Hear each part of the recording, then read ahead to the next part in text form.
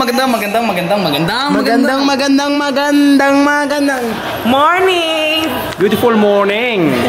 Nandito po tayo para gawin ang activity in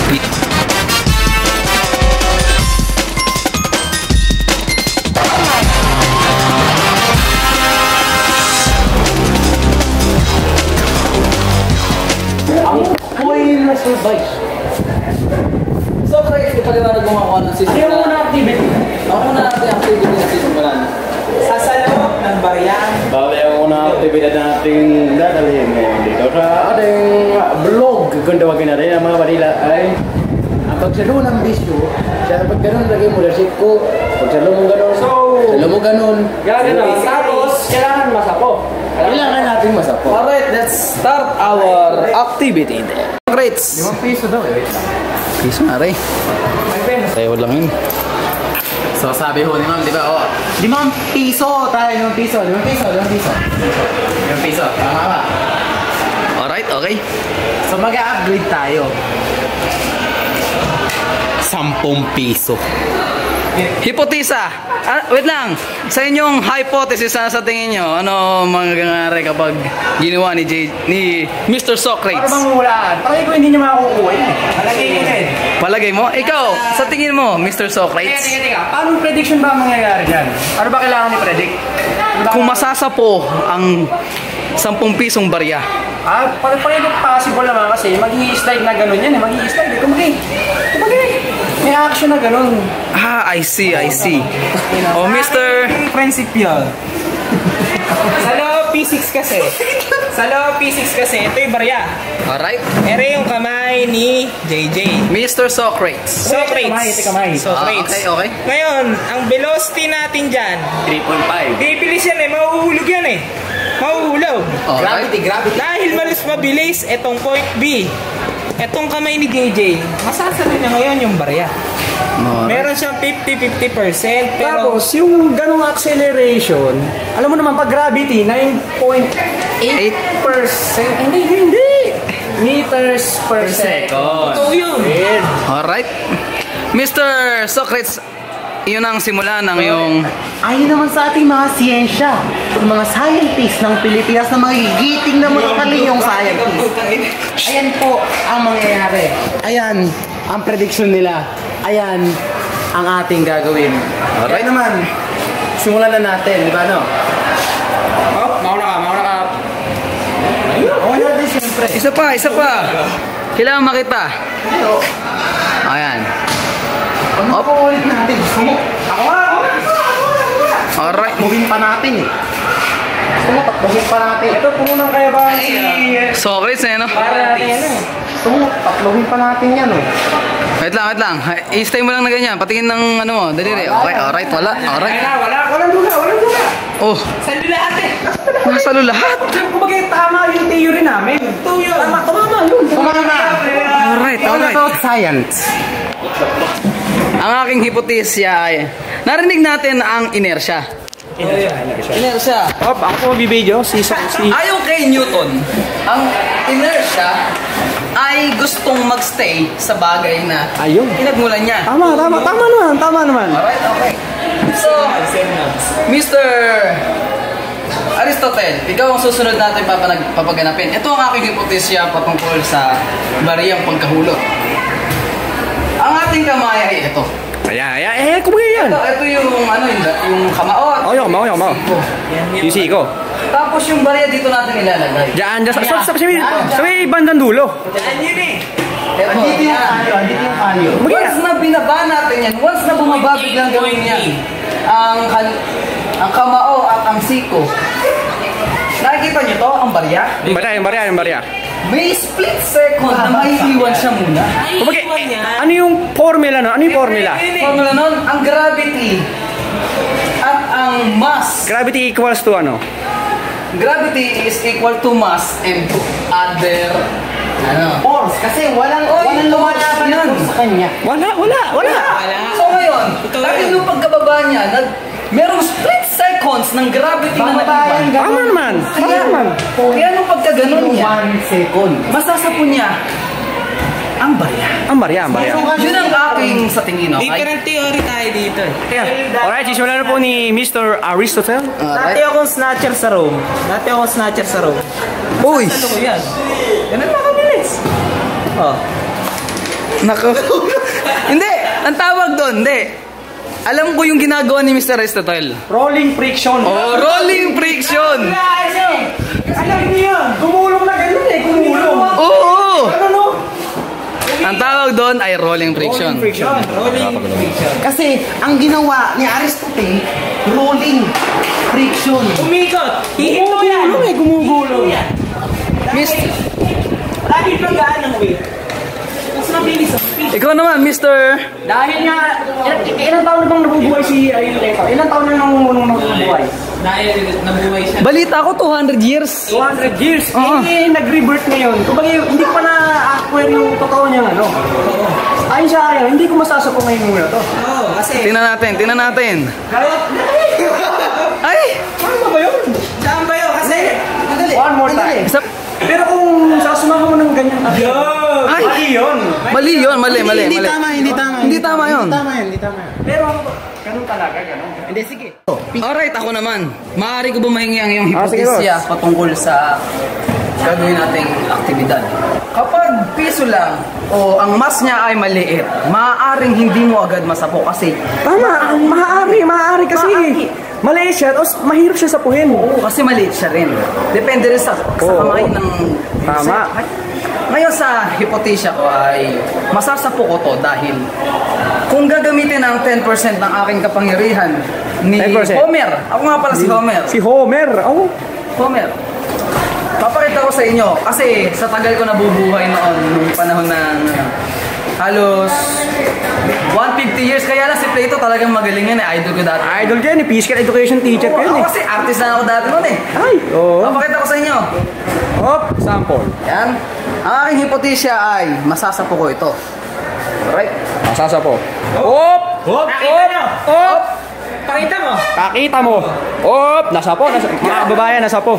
Ganito yan. Papakita ko kayo kung paano nangyari ang in slow motion. Alright. Katulad na sabi ko kanina sa aking solusyon patungkol sa inertia. Ang inertia ay nag-i-stay sa isang bagay. Nag-i-stay. Kung saan siya ayan, gusto niya mag-stay lang dyan. Kasi nga, ayaw niyang gumalaw. Ano yung gumagana ng friction dyan? Ang gumagana ng friction dyan ay yung sa air resistance. Ano nga ba tawag doon, Mr.? Ang alam ko yung normal friction kapag ano, hindi ba normal? Ay, hindi. Ang tawag dyan, gravity. Gravity? Yung sa gravity. Eh, gano'n nga normal. Hindi, ang balita ko, normal. Ito yun. Hindi kasi, yung katawan mo. Ay, oo. Ito pala yung normal. Normal yan. Oo nga pala. Pasensya na, Mr. Plato. Kasi, art lang kasi ako dati. Ay, oo. Eh, ngayon nakasama ko na kayo, mga idolo ko dati. Ganito talaga pag mahihina eh. Iniisip ko. Ayan. In slow motion, ganito ang nangyari dyan. Ang speed, kunwari ang speed ko ay ginamit ko ang 10%. 10%. Ang mangyayari, pagka ganun ko, Ay, naku po. bababa pa lang yung ano. Nasa Bababa. na. Nakakuha na. Oo, isa pa, oh. Napakalupit mo, idol. Oh, Oh. nakita nyo yun? Nakita mo? Nakita ko yun. Nakita ko Ito. yun.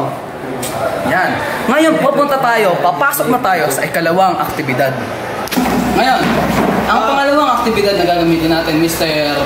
Aristotle, Plato, at Socrates. Ang gagamitin natin ay, una ay baso. Ito lang. Ito lang ang meron tayo ngayon. Tapos, gagamit din tayo ng 5 coins. 5 coins. Kahit ano, basta 5 pieces. Alright. Alright. Tapos gagamit din tayo ng papel or kahit anong gamit na maaaring hilahin. Oh. Ngayon, ipapakita ko sa inyo. Ilalagay ang papel dito sa itaas ng baso. Ilalagay. Ilalagay sa taas ng baso ay ipapatong naman ang barya. Pagkalagay ng barya, hihilahin natin to. So, anong prediction mo, Mr. Homer? Ay! Ayan, kung nakikita nyo ang ating chocolate de mesa. Ito yung baso. Yan yung baso. Ito yung papel. Ito naman yung barya. Yan yung barya. Dahil nakapatong yan din. Patong. Kasi ang speed at sa pamamagitan ng force, madami nagagawa yan. Tama, tama. May nabebend, may nasisira, may napapalitan ng uri. So, kapag hinila yon, ano yung friction? Kumbaga, anong nangyayari doon sa Madulas ba o rap? Ano to? Madulas yan. Standard lang, pero masasabi Standard natin lang. siya as a smooth. Smooth kasi dudulas pa rin yung Ibig sabihin ng smooth, lower ang friction. lower ang friction. Dahil lower ang friction, para ka lang nakaskate na biglang mag-slide. Tama. Ngayon ng mga coins sa papel. Ngayon, papakita ko sa inyo, ang aking hypothesia patungkol din ay mahuhulog itong lahat. Maaaring magka-disgrasya at mahulog ang iba, ngunit sa aking prediction ay mahulog lahat. Tama, tama. Tingnan mo. So, subukan nga natin. Manood at matuto kayo sa kanyang gagawin. Nag-fail. Ibig sabihin, nag-fail. Nag-fail. Hindi, ano yung nagkulang? Tag dito, Mr. Plato. Dahil ang coin, nakita nyo, katulad ng pinapakita ko dito, ang coin ay nasa gitna. Tama. Which, kapag hinila mo yan, at ang baso natin ay, lightweight. Lightweight. Kailangan kasi talaga natin ay isang uri ng mabigat na bagay. Mabigat, Mass. High mass. High mass. Ngunit ang friction natin ay low. High mass. Low, low, low. At ang mass naman din natin ay low. Low. May maaaring chance na sumama ang barya sa low frictional Barya. na paper. Yun. Totoo. Ngayon, ang aking hipotesya para mangyari ito at maging successful ay ilagay ang barya sa medyo malapit na parte. Barya. Tama. Alright, dahil hindi ko hindi naging success ang aking unang hipotesya ay uulitin natin. Ano ang gagawin natin? Hindi ba natin nahatiin? Hindi ba natin... Hindi natin ito itahatiin. Hindi. Kailangan lang lumapit na ang papel. Kasi ang friction ay low, maaaring sumama agad. Alright? The moment of truth. Tamong ito. Pasok lahat. Pumasok lahat. Pumasok lahat! Pasok lahat yan. Kasi maraming mataas yung pagkakahila. Oo. Depende sa speed at sa friction at sa mass ng isang bagay. Tama. Ayun. Ngayon, Mr. Plato, Aristotle at Socrates, kayo naman po ang gumawa. Give it a try.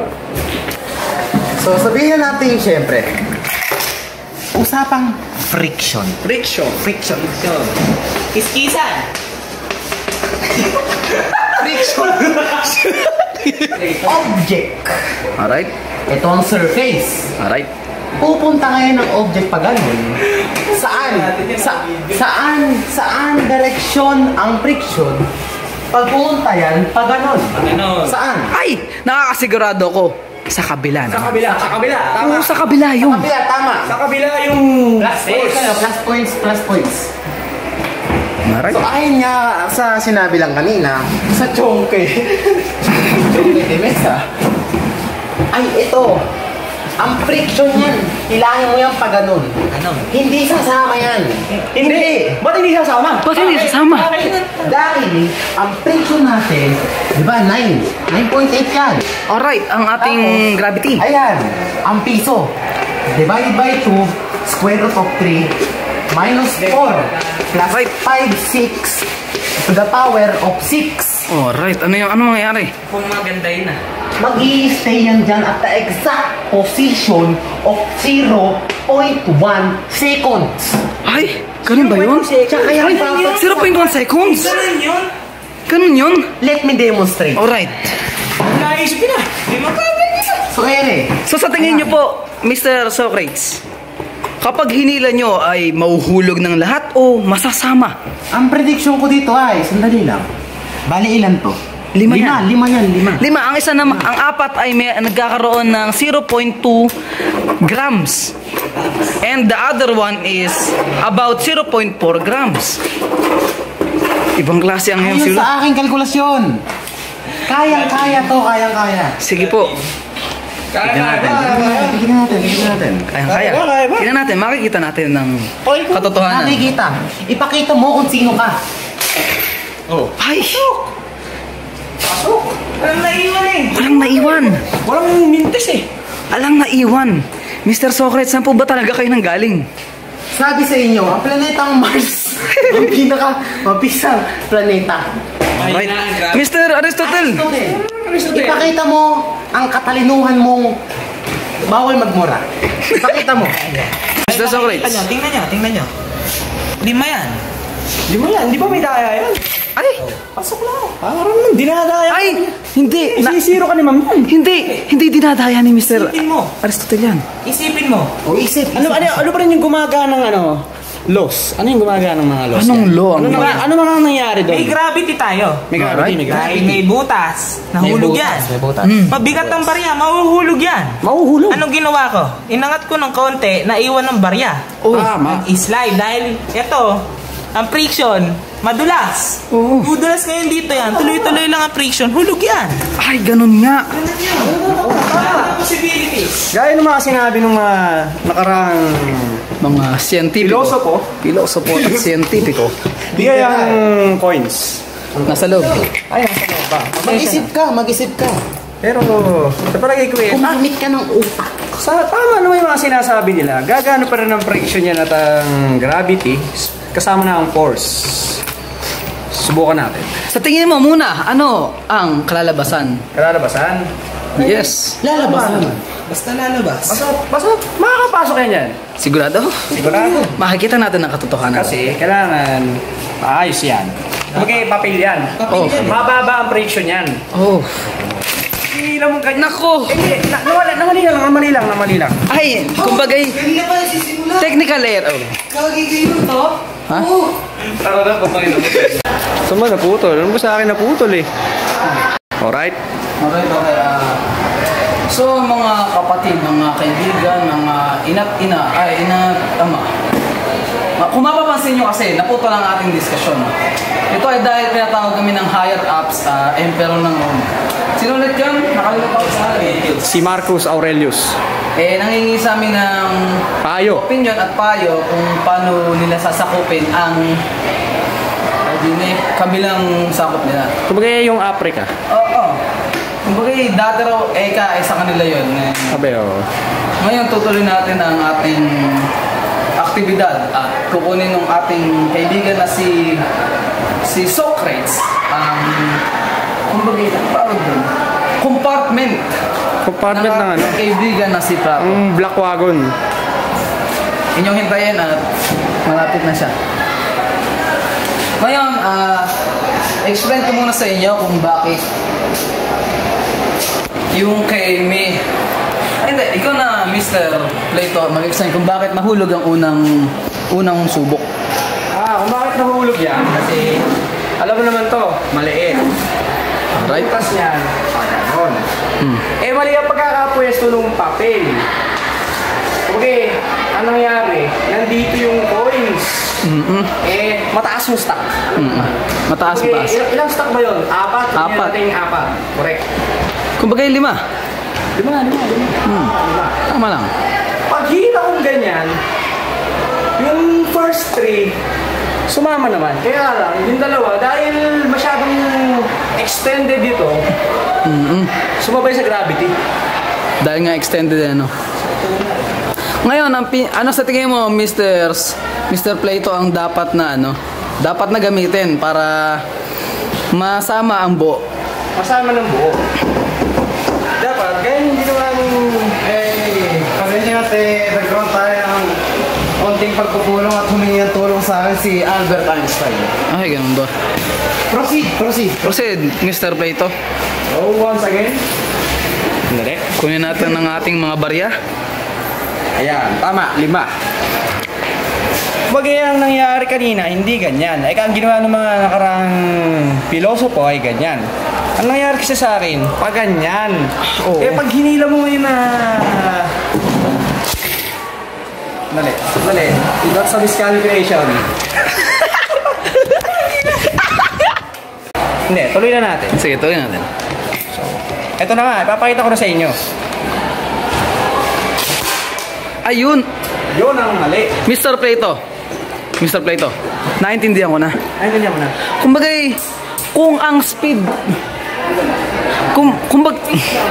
Kumbaga ang speed na ginamit mo ay kapag kunwari nasa gitna ang iyong barya at hinila mo siya ng speed mo ay mahina lang. Sige. Tama lang. ay mahuhulog. Ngunit pag ginamit mo ang tamang kalkulasyon at speed ng isang bagay, Kahit pa paano, may friction pa rin yan. Oo. May friction yan. Kailangan may sapat kang Speed. force. Ay, force na, yung force mo. yung force. Oo, para Para mahulog lahat. Kailangan mabilis. Kasi hindi natin bibigyan ng chance ang kumapit pa siya dun sa may papel. Oo, tama yan. Hintayin nyo lang at pinapatawag ulit kami ni Emperor dahil mukhang nagka-problema sa loob ng kanilang pagpupulong, kaya hingi ulit sila ng pumunta sila.